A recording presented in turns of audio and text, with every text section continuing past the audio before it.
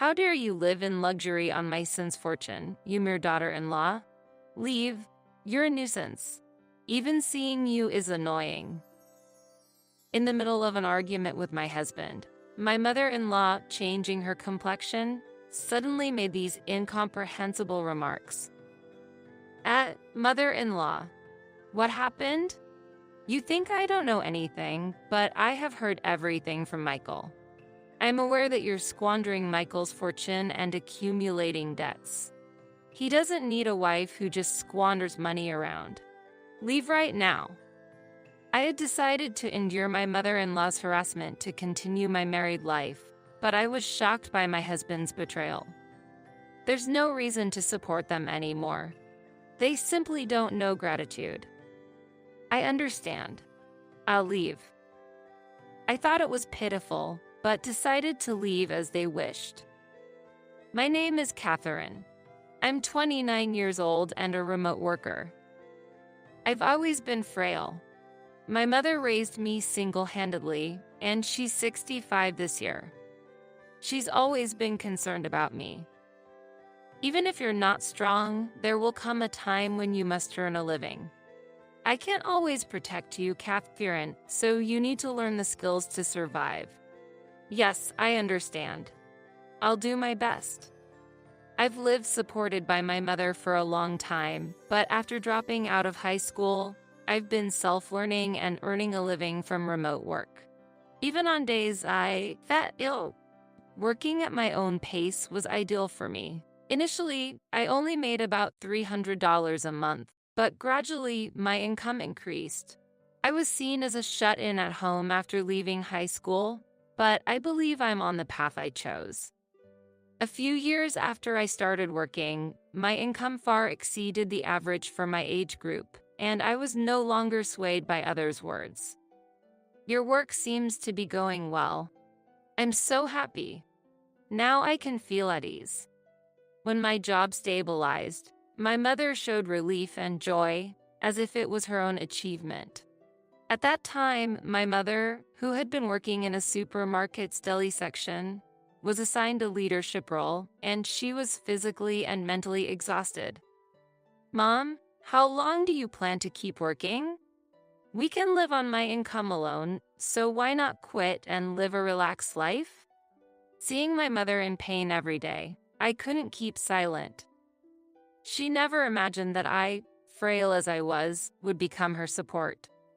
Touched by my suggestion, my mother thanked me repeatedly, shedding tears. Eventually, my mother quit her supermarket job at the right time and began living a more relaxed life. She sometimes helped with my remote work, but she mostly enjoyed a peaceful retirement. She went on trips with friends, enjoyed luxury lunches, etc. Unlike her time at the supermarket, she regained her former energy and spent her days cheerfully. No matter how busy I was, I always had dinner with my mother and talked about the day's events. I had lunch with a friend today. Her daughter got married. She's excited to see her grandchild. Catherine, you're busy with work, so maybe there's no chance for a relationship right now, but I hope you'll find someone wonderful eventually. Hearing this, I responded with a slightly troubled expression. Marriage, huh? I've never seriously thought about it, but it's something to aspire to, isn't it? That was a conversation I had with my mother. To be honest, I never seriously considered marriage. I have often fallen ill since I was young. During elementary and middle school, I was in and out of the hospital, and I had to drop out of high school due to poor health. With such a background, I had no friends to call my own, let alone conversations with the opposite sex. However, as my mother said, maybe marriage and having children wouldn't be so bad if there was the right connection. I began to hope for that. There was a moment when I felt that this wish might come true. One day, I took the morning off for the first time in a while and went to the shopping mall alone. Then, a salesperson at the jewelry store approached me. Are you looking for a gift? I'd be happy to help. Yes, thank you. Actually, I'm thinking of a necklace for my mother's birthday. Do you have any recommendations? This was my first encounter with Michael, who would later become my spouse. A gift for your mother? That's wonderful. Shall I show you some recommendations? Do you have a budget in mind? I haven't set a specific budget. If I find something appropriate, I plan to buy it. Please show me your recommended jewelry. When I visited the jewelry store for my mother's birthday, I unexpectedly hit it off with Michael.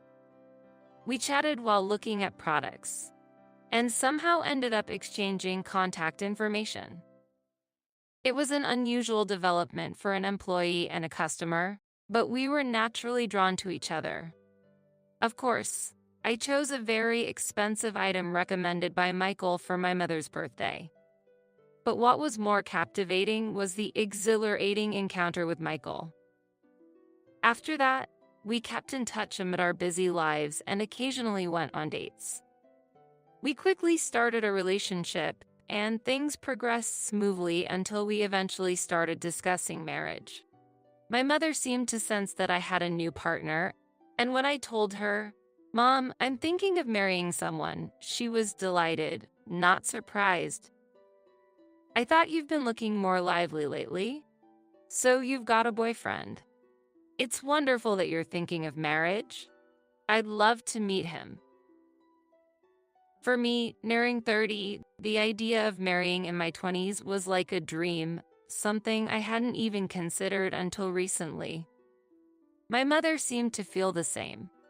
Later, when I introduced Michael to my mother, we learned that he too was raised in a single mother household. "I will definitely make Catherine happy. Please allow me to marry her." Receiving such a confident greeting, both my mother and I couldn't hide our smiles. For my mother, my marriage was unexpected, but she was happy that I had brought someone trustworthy. Our dating period wasn't very long, but it was about destiny and timing. My mother understood that well and was genuinely happy for our marriage.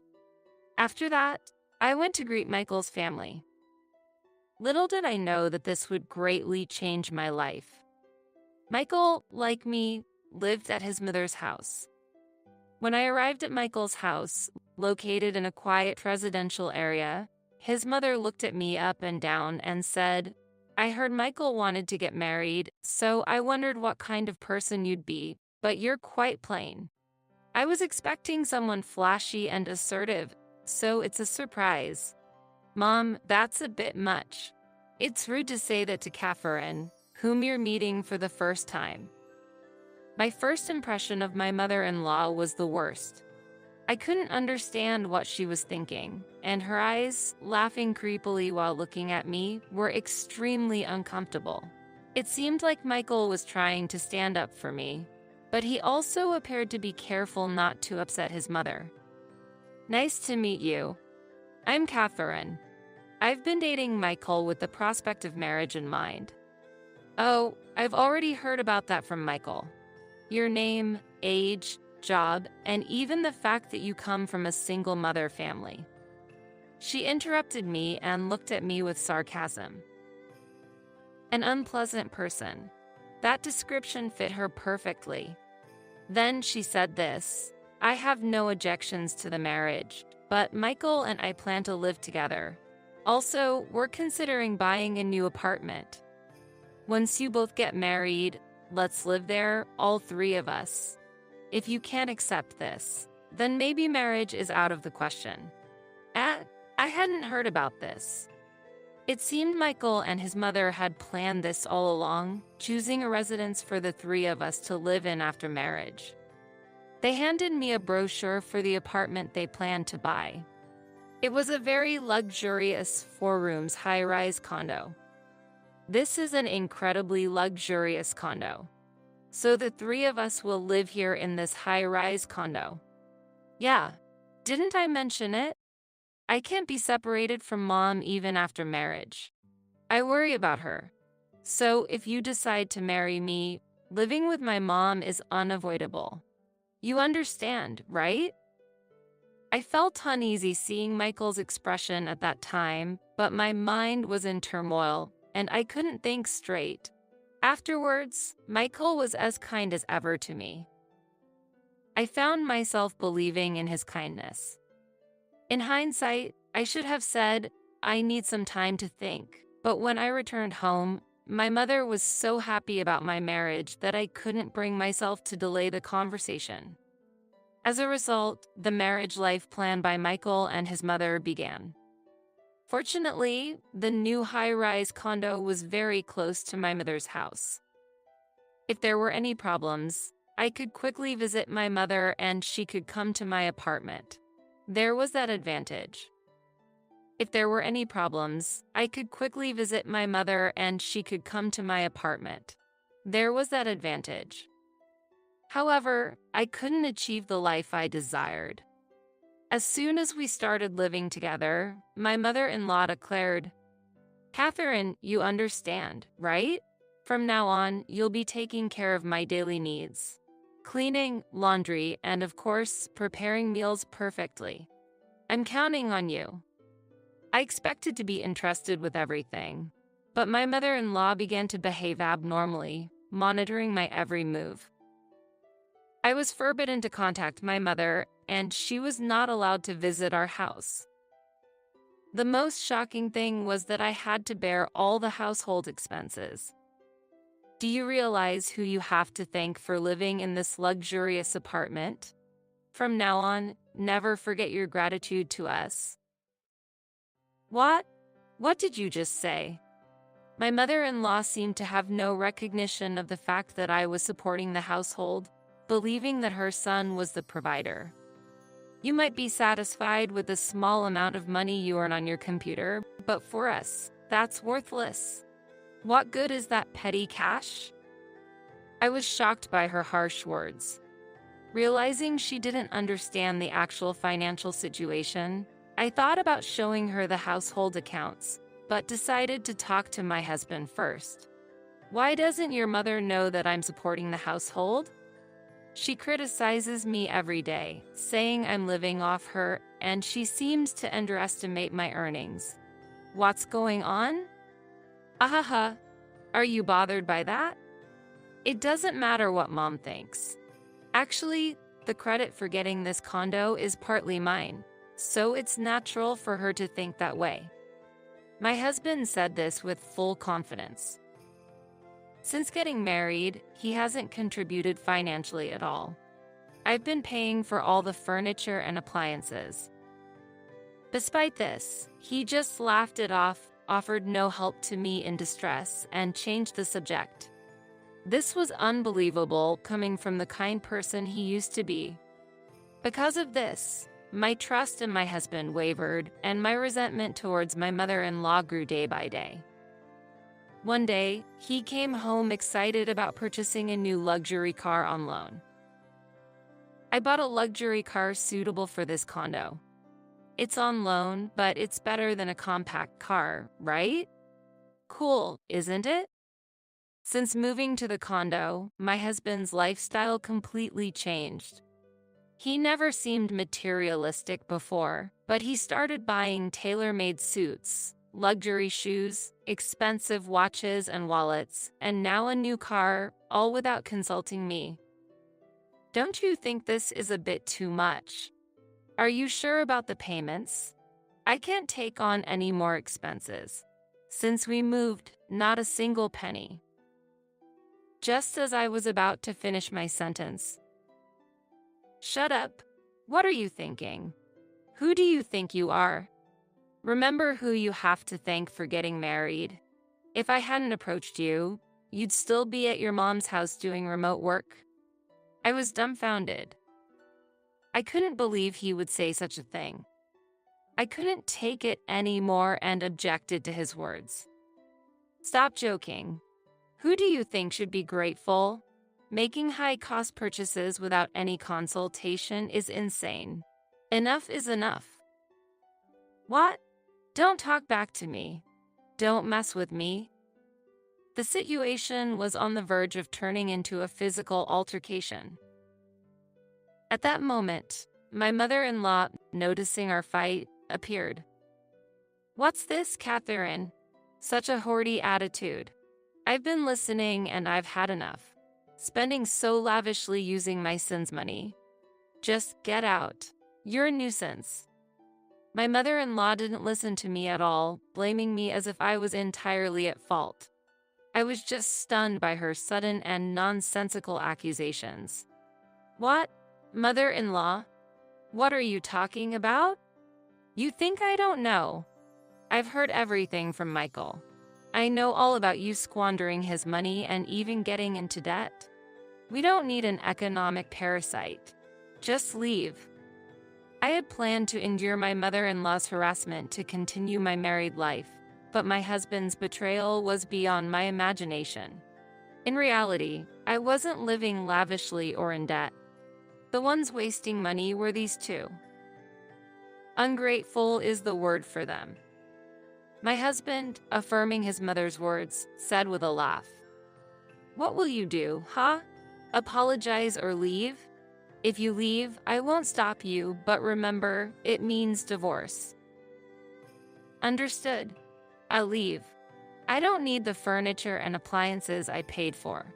I'll leave them here." I wanted to throw their words back in their faces.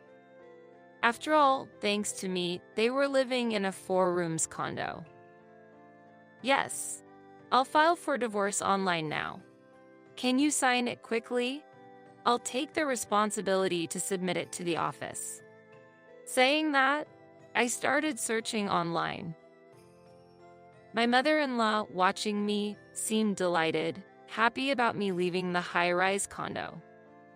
Whether it was a lack of imagination or understanding about how life would unfold after this, perhaps she has a low IQ. But I wasn't interested in their future. I took the completed divorce papers, quickly packed my things, and arranged to leave the house.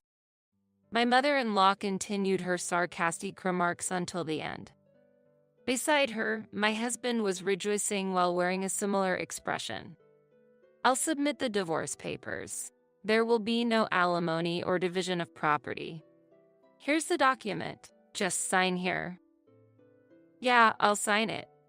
I was worried you might claim this apartment." Turns out, I was worrying for nothing. As I quietly left, thinking I had no interest in this apartment, I emptied all my bank accounts. I might be criticized, but I was confident to face any condemnation. After all, every penny in those accounts was earned by my hard work over the years. Returning to my mother's house, she greeted me with a surprised expression. "I've been worried. I called several times but couldn't get through. I even went to your condo, but they wouldn't let me in. Are you okay?" "What? A call? What do you mean?" Surprised by my mother's words, I carefully checked my phone and found that her number was set to reject incoming calls. I couldn't believe it. To think they went that far to prevent me from contacting my mother. I explained everything that had happened since I moved out to my mother without hiding any details. Isn't that just too terrible? Unbelievable. Even my usually gentle mother showed anger at this situation. But without me, they can't continue living in that high-rise condo. It's fine to just leave them be. The next day, I went to the office, submitted the divorce papers, and the divorce was finalized without any issues. What a short-lived marriage it was. Returning to my mother's house stabilized my mind, and I was able to concentrate on my work again, securing a stable income. At the end of the month, as expected, I received a call on my phone. Of course, it was from that foolish pair. "Hello, Catherine. It's me, Michael. I'm in a bit of a bind and need your help." "What?" "I'm busy right now. I don't have time to deal with your issues." Hearing my ex-husband's voice, I immediately knew it was about money. They were probably struggling with various expenses. We're struggling with the condo's mortgage and utility bills. I had to sell the new car and pawn my branded watch, but it's still not enough. So, please help me out. I'm begging you. As expected, they were behind on the condo's payments and couldn't even afford the utility bills. From what I heard, their situation seemed quite dire. Oh, that's unfortunate. If we were still married, I might have felt obligated to help, but we're divorced now. I'm not generous enough to lend money to a stranger. Sorry to hear that. I know, but you're the only one I can turn to now. Please, help me out. His mother was probably there too, yelling in the background. Turn to someone? Isn't she right behind you? You can ask your dear mother for help. As I said this, my mother-in-law, unable to hold back, took the phone. What's with you, Catherine? Being so cold?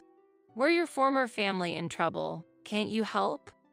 Our accounts are all zero. You gain nothing by holding a grudge against us. You're the lowest. What are you talking about? That was my money. You, who kicked me out of the house, have no right to talk about helping family members. If you keep this up, I'll bill you for all the living expenses, okay? Originally intending to stay calm, I got irritated and ended up threatening to charge them for all the living expenses I had paid for them. Surprisingly, my words hit them hard. Wait, please, don't do that. We're just in financial trouble and seeking help. Yeah, please don't burden us any further. We promise not to bother you again, Catherine. Is that okay? They excused themselves and made absurd claims. I decided to put an end to this hassle. I'll let it go this time, but if you contact me again, I'll bill you for all the past living expenses. Okay? Understood? Sorry. We won't bother you anymore. We won't contact you either, okay? Although I didn't quite understand, I managed to clearly cut ties without being persistently bothered. I thought they would chase me more stubbornly, but they were really in financial trouble. After that, I blocked their numbers. I was relieved that they wouldn't contact me again, but one day, my mother told me she saw them packing and leaving the high-rise condo.